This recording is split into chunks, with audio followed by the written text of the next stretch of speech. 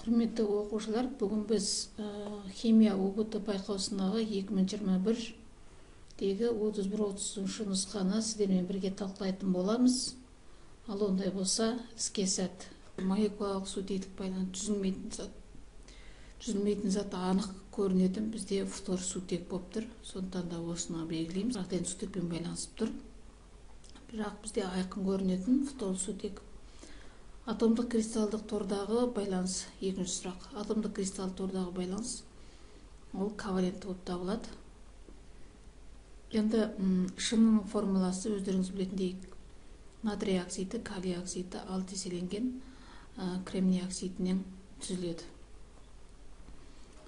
Енді келесі сұраққа келетін болсақ, келесі йод, әрине радон артық белгіленіп тұр.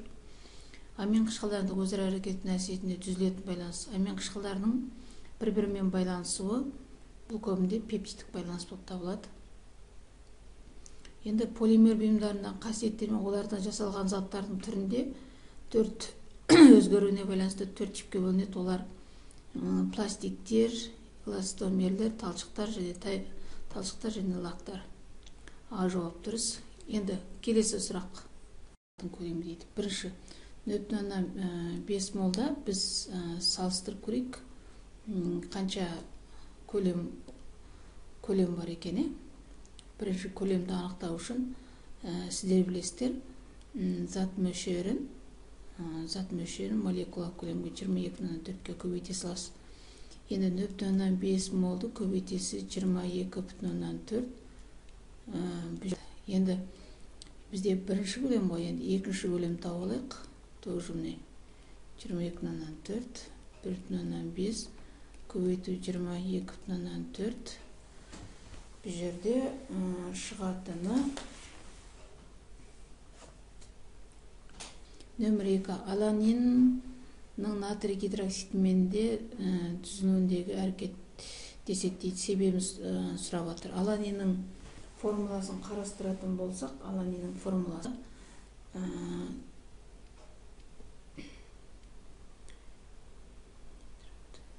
нитритті болады. Бұл жердегі мынау қышқылдық қасиет береді, бұл негізбен әрекеттеседі.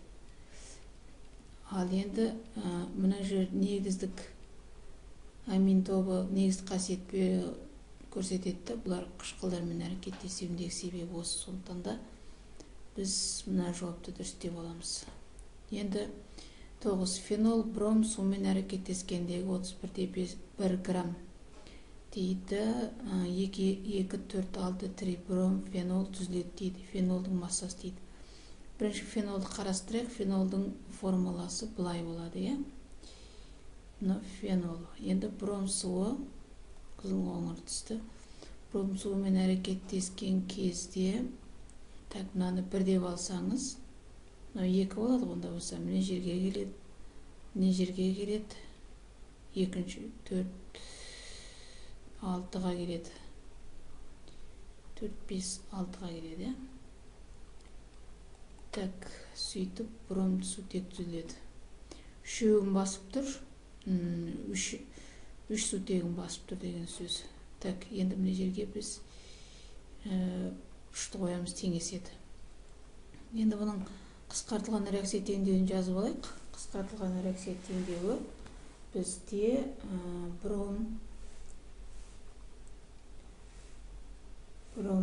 6 сутек 5 OH ойымшыққа жазылмайды. Так, мына жерге жазайық. Қысқартылған 6 сутек 5 OH броммен әрекеттесті. Так, 3 еселенген. Сол кезде бізде түзілген зат 6, 2 бром.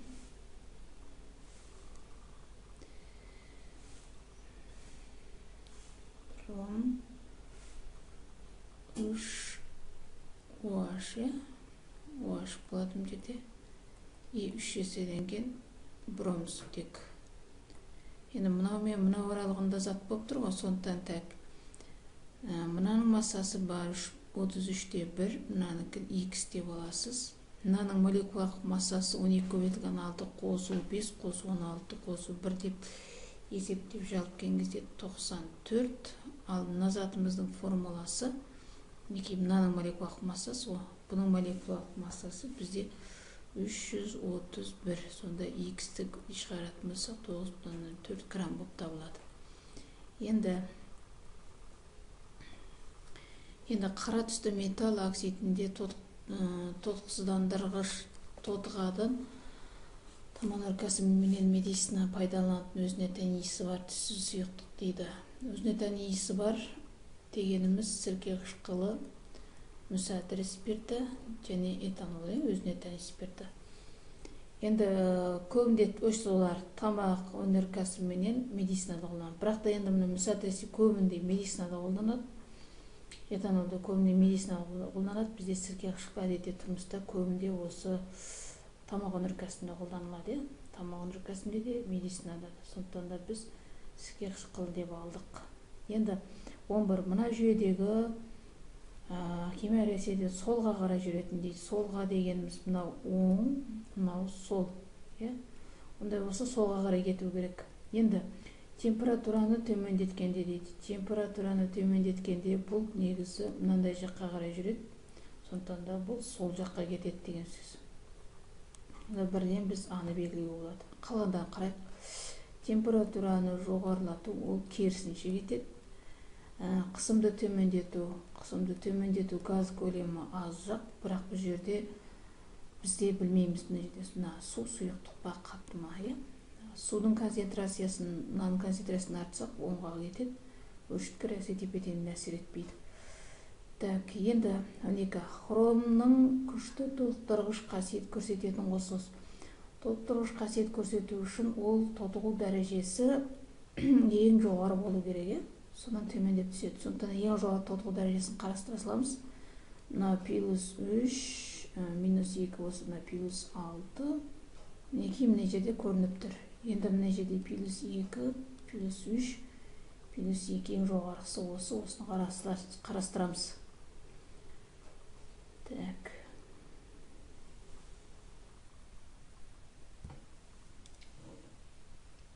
Қарастырайық. Мына жерде көміртектің саны 2, оттектің саны 2. Формуласын жазу үшін көміртектің саны 2 жіберейік. Енді оттектің саны 2 жіберейік. Оттектің жанына сутекпен толықтырайық. Сутектің жанына көміртектің жанына сутекпен толықтырайық.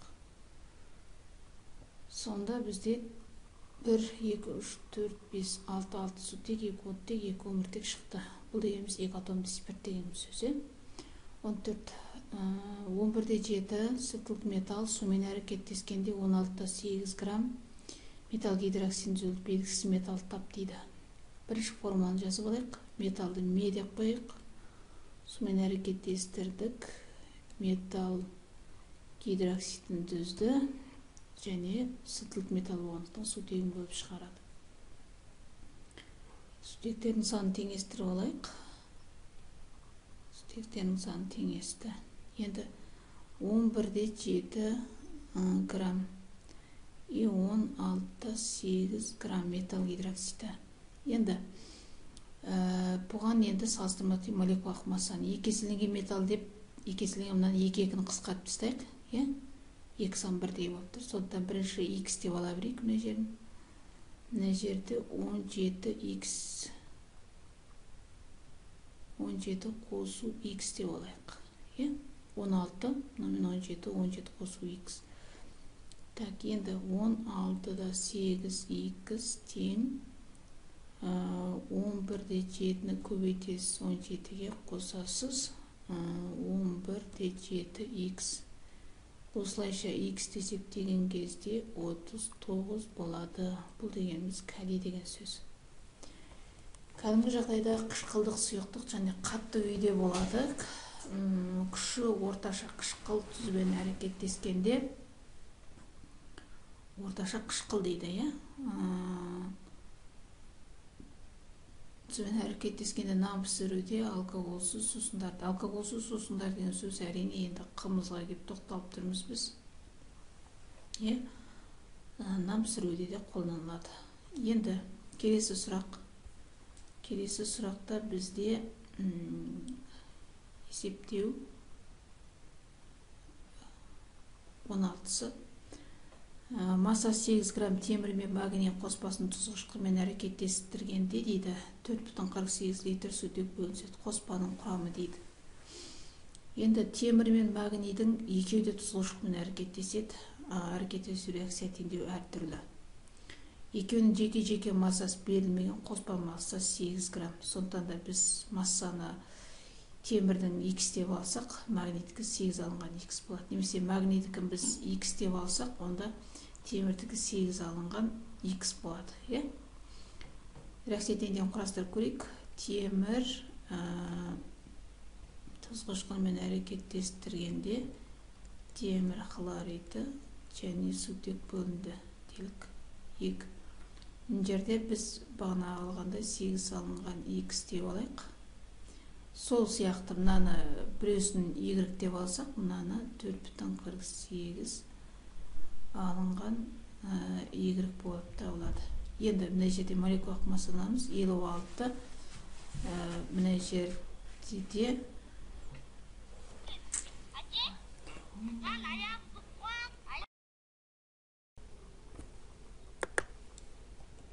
енді мінекей, мына жерге салыстырма түрде көлемді аламыз 22,4 литр.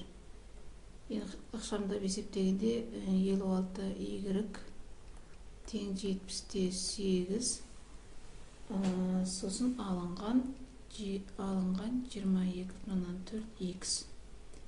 Енді келесі реакция теңдеуін қарастырайық. Магний тұз қышқылмен әрекеттесіп, магний хлоридін түзді. Сутегін ығыстырып шығарды. Мына жерде біз бағана X деп алғанбыз. Мына жерде 22,4 Y деп аламыз.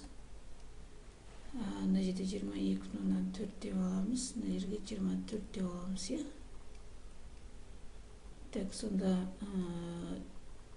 24-те Y тең 22,4 X болады.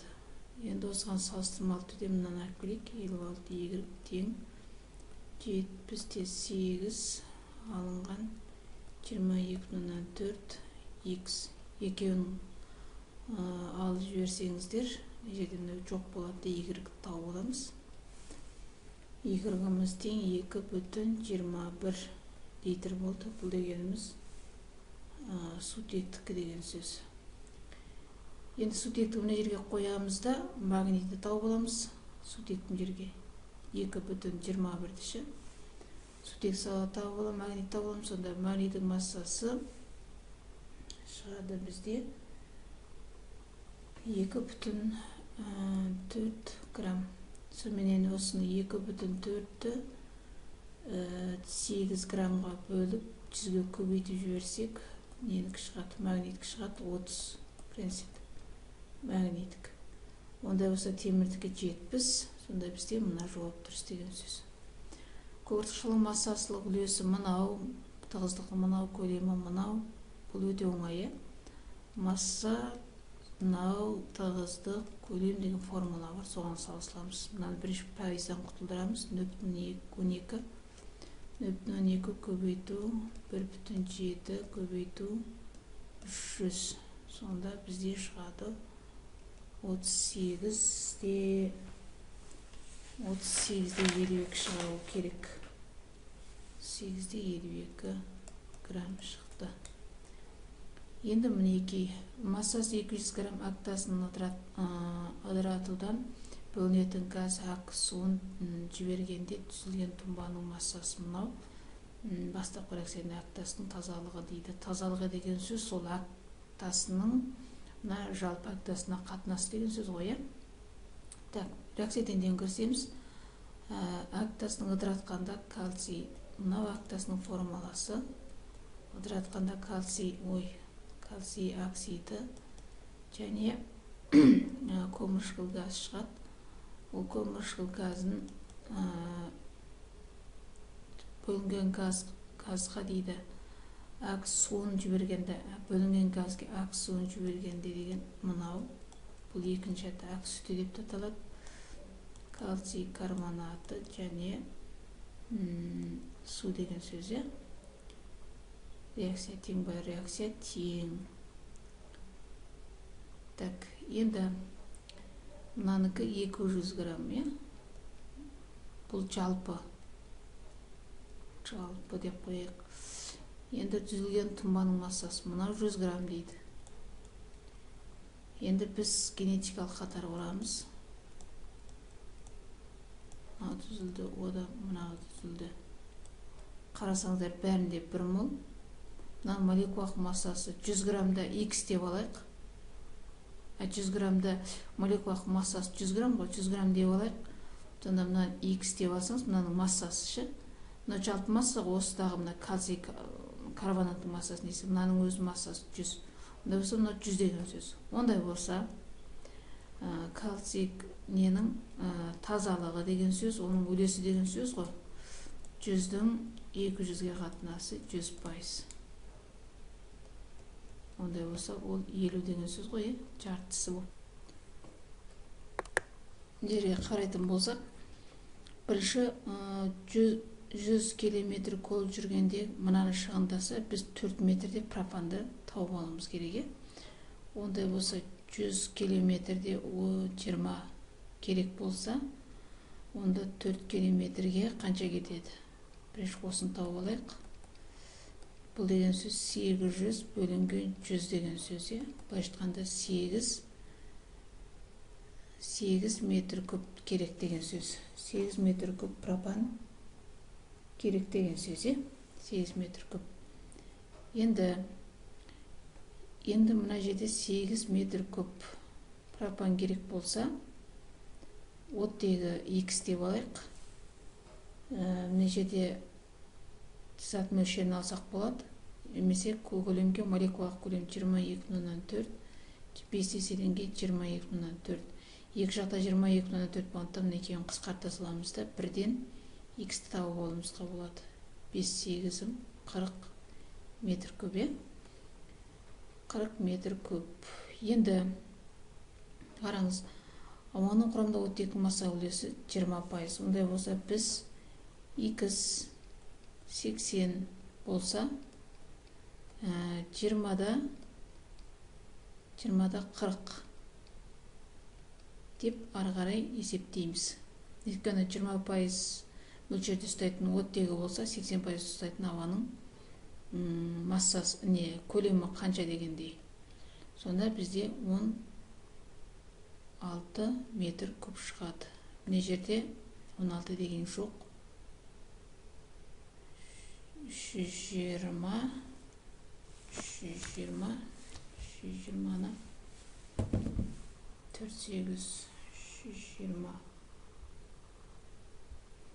120 бөлінген 20 16. 16 деген мына жерде жоқ, 1,6 кішкене жоқтайды, 16-ға. Сондықтан да біз мынаны талдайық. Бірақ та жерде дұрыс жауабымызды таба алмадық. Енді 20. Мынаның несін табуымыз керек? Формуласын табуымыз керек. Оны сіздер білесіздер. Табу үшін былай табамыз. 40-ты 12-ге бөлеміз. 67-ні 1-ге бөлеміз. Сосын 53-те 3-ті оттегінікіне бөлеміз. 16. Сонда 3,33 бөлінген 667 бөлінген 3,3. Бұны 2-ге қысқап жіберсек, немесе мына неге 3,3-ке бөліп жіберсек бәрін. Сонда 1, 2, 1 болады. Көміртектің саны қанша болса, оттектің саны сонша деген сөз. Қарап жіберіңіз. Мен жерде оттектің сутегі сәйкес келмейді, мен жерде сәйкес келмейді. Мен жерде оттектің саны 1, көміртектің саны 1, көміртектің саны 1, оттектің саны 1. Сондықтан да біз осы жауап дұрыс деп аламыз. Енді келесі сұрақ. Гидролизге ұшырайтын тұздар қатар. Гидролизге ұшырау үшін сумен әрекеттескенде қандай да бір газ немесе тұнба түзілу керек. Енді қарастырайық. Мына жерде калий гидроксиді менен натрий сумен әрекеттестірсек, мына жерде калий гидроксиді калий сульфидімен сумен әрекеттестіргенде, кешіріңіздер. Енді калий гидроксиді және H2S жұмыртқаның иісі бар, сасық газ, осы шығады, газ бөлінді деген сөз. Екіншісінде мынада газ бөлінбейді. Үшіншісінде мынадан газ бөлінеді, бірақ мына жерде барий гидроксид деген тұнба түзіледі. Мына жерде мынада газ бөлінеді, мынада газ бөлінеді, осы дұрыс. Екіншісінде мынадан ешқандай реакция болмайды, бұл қате. Мына жерде газ бөлінеді, мынада барий гидроксиді тұнба түзіледі. Сондықтан бұны да дұрыс деп алсақ болады. Сосын мына жерде газ бөлінеді, бірақ мынада ешқандай өзгеріс болмайды. Мынада газ бөлінеді, мынада қызыл түсті ерітінді пайда болады. Қызыл түсті ерітінді, феррум гидроксидінде анықтай аласыз деген сөз. Мынада ешқандай өзгеріс жоқ. Мынада ешқандай өзгеріс жоқ, мынада ешқандай өзгеріс жоқ. Мынада ешқандай өзгеріс жоқ. Сондықтан да бізде бар жауап А дұрыс, сосын С жауап дұрыс, сосын Е жауап дұрыс болады. А, С, Е деген сөз. Енді реттік нөмірі мынау болатын элементтер нейтрон саны. Жарайды. Рет нөмірі 20, ол бізде кальций, 20 протон, атом нөмірі 40, сондықтан 20-ны алсаңыз 20 нейтрон шығады. Рет нөмірі 30 бізде, кәнеки Менделеев кестесін қарап жүрейік. Менделеев кестесін қарап жүрген кезде мырыш болады. 30 протон, 25 нейтрон, 40 бұл сипроний болады. 40 протон, 51 нейтрон. Енді осы үш санды мына жерден табыстасақ болды. Мынау күлгін түске бояйтын сілтілік метар дейді. Күлгін түс. Күлгін түс бізде әдетте калий болады, калий. Мынау қызыл кірпіш түрісті, қызыл кірпіш. Натрий сары, литий қызыл болуы мүмкін. Так, қарап жүрек сонда да. Қызыл екен, литий қызыл. Калий бізде күлгін түс. Енді осы калий құрамында қосылыстар, цилвинит.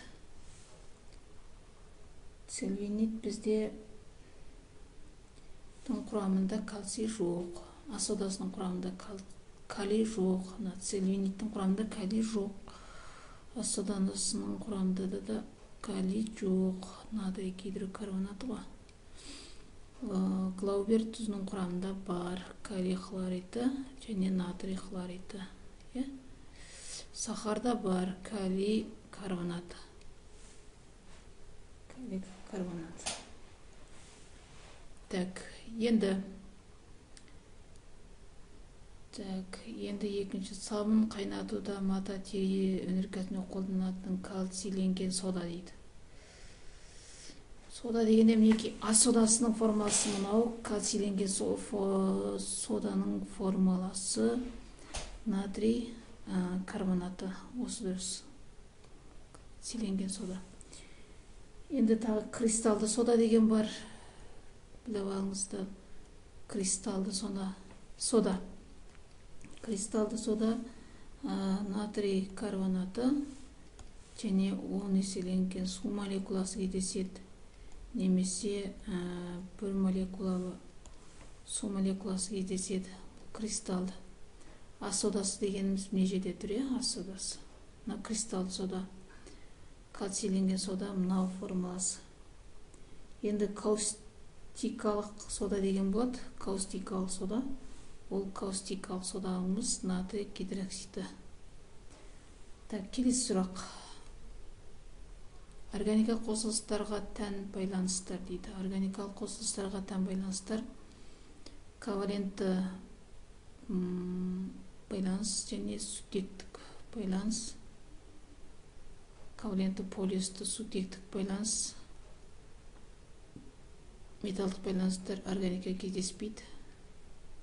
Сондықтан мынау да қате, мынау да қате, мынау да қате, иә. Айқын иондық байланыс кездеспейді. Иондық байланыс металл мен бейметалдар арасында.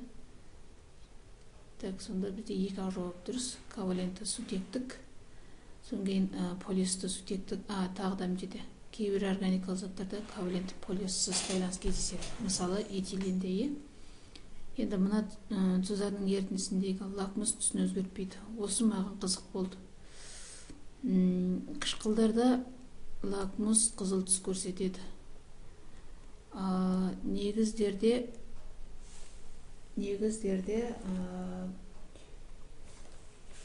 көк түс көрсетеді. Көк түс. Ал осы ерітінділердің орталық сақылмайды. Сондықтан да жерде темір 2 хлориті деген кезде, мысалы темір 2 хлориті, бірақ мына жерде сары түсті ұнтақ затта. Сондықтан да бұл жерге сәл келіңкіремей тұрды.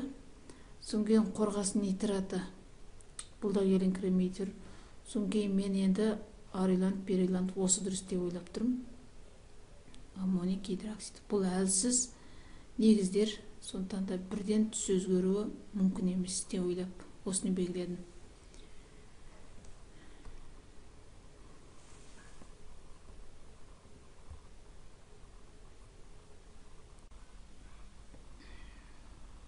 Так, құрметті оқушылар, қазір жалғасты 27-ші сұраққа келдік. Енді қараңыздар.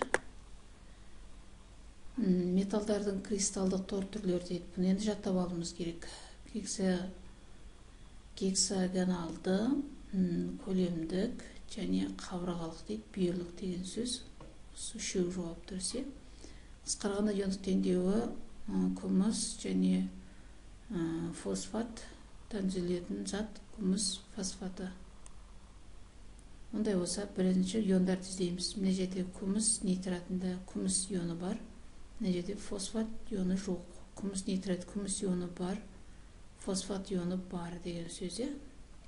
Ондай болса, водорос. Осылайша іздей береміз. Мына жерде бар, мына жерде жоқ. Мына жерде бар, мына жерде жоқ. Мына жерде бар, мына жерде жоқ. Мына жерде бар, мына жерде бар. Күміс ионы да бар, фосфат ионы да бар. Осыны талдаймыз. Содан кейін мына жерде бар, мына жерде фосфор қышқылында фосфат ионы бар. Так, үшеуі дұрыс. Енді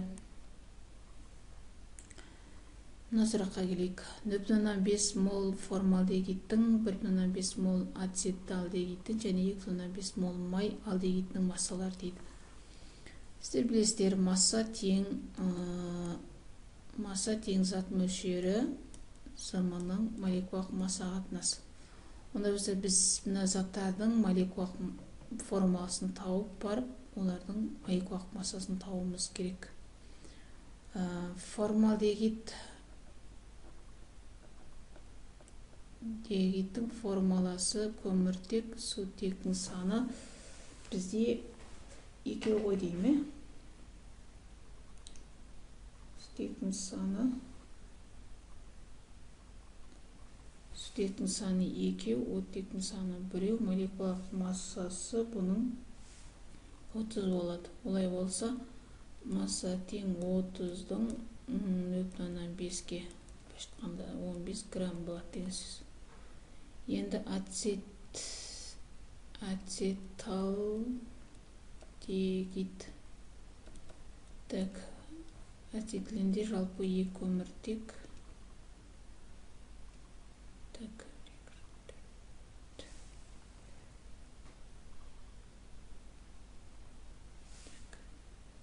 үшеу бар деген сөз. Бұның молекулалық массасы 44. Массаны есептейік. 44 көбейтілген 1,5 тең 66 грамм. Енді үшіншісі май алдегиді. Май алдегиді дегеніміз бізде 4 көміртегі бар алдегидтері. Так, Енді ары қарай қарастырайық. Бұның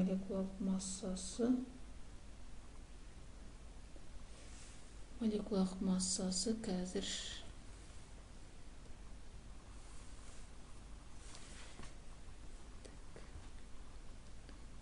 біз есептедік.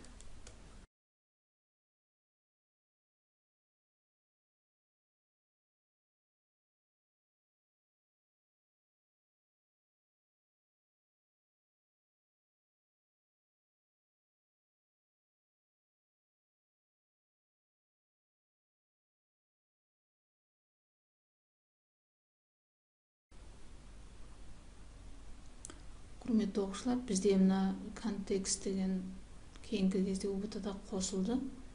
Жалпы 5 сұрақ. Міне осы бүгін соған талдау жасайтын боламыз. Шағын мәтін берген химиялық реакция туралы. Бұл жерде реакция жылдамдығына әсер ететін факторлар көрсетілген. Неки реагенттің концентрациясы, физикалық күйі, температура және өршіткі деген. Енді сұрақтарын қарастырайық.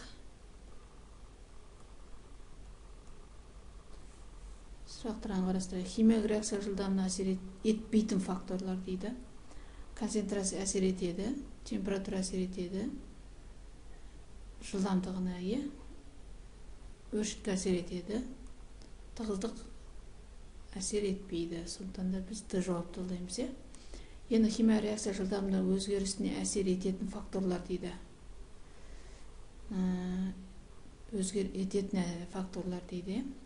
Бізде тығыздық әсер етпейді. Көлем әсер етпейді. Тығыздық әсер етпейді. Керек емес заттарын алып тастайық. Сонда қалатын бізде С жауап қана дұрыс болып тұр. Концентрация и физикалық күй. Нөмір 3. Аммиактың оттекпен әрекеттесу арқылы, мына жерде катализатор платина болып тұр. Бұл қатты болып тұр. Мыналардың бәрі Г деп тұр, газ болып тұр. Реакция сипаттамасы дейді. Эндотермиялық. Бұл жерде арнайы берілген жоқ, мынандай деп. Гетерогенді катализатор. Катализатор қатты, и мыналар газ. Онда екі түрлі жүйе ғой, сондықтан гетерогенді катализатор дегеніміз дұрыс болады. Катализдік емес дейді. Гомогенді катализ жоқ, но газ емес. Амасу реакциясы. Бұл да дұрыс емес, сондықтан да біз оны талдаймыз. Реакция барысында заттың концентрациясы 60 секунд өткенде, мынадан 2 минут кейін мына болған кезде реакция жылдамдығы дейді. Мына жерге есептейік. Реакция жылдамдығы дельта концентрациясының уақытқа айырмашылығына. Дельта қатынас. Кейінгіден алдыңғысын алып тастаймыз. Кейінгісі концентрация 0,32-ден аламыз 0,24. 0,32-ден аламыз 0,24. И минутқа да сондай. Басында 2 минут 15 секунд болып тұр ғой. Оны осыны секундқа айландырайық. Мынауымыз 60 болады, 60, 120. 120-ны мынауын қосатын болсақ, 120, 135. 135-тен аласыз 60 секунд. Өстіп есептегенде жылдамдық тең. Жылдамдық тең 1,06 көбейтілген оның -3 дәрежесі болады. Бұл деген сөз 0,0106. Осыны біз мынаған айландырдық. Енді мынау реакция 80 градус температурада 27 минутта аяқталды дейді. Осы реакцияның 60 градус температурада аяқталған уақыты дейді. Реакция жылдамдығын есептеп алайық. Бірінші ол дегеніміз мынаның, оның дельта мынаған қатынасы. 3-тің 10 бастапқы температура 80, кейін температура 60, айырмашылығы 20. 2, 9 болады. Енді осы 9-ды біз бөлеміз. 27-ні бөлеміз біз 27-ні бөлеміз біз 9-ға 3 минут 3 минут шығу керек. 3 минут жоқ бұл жерде. 3 минут жоқ, сондықтан да біз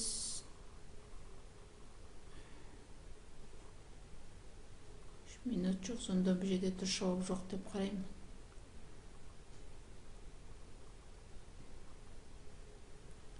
Дұрыс жауабы жоқ.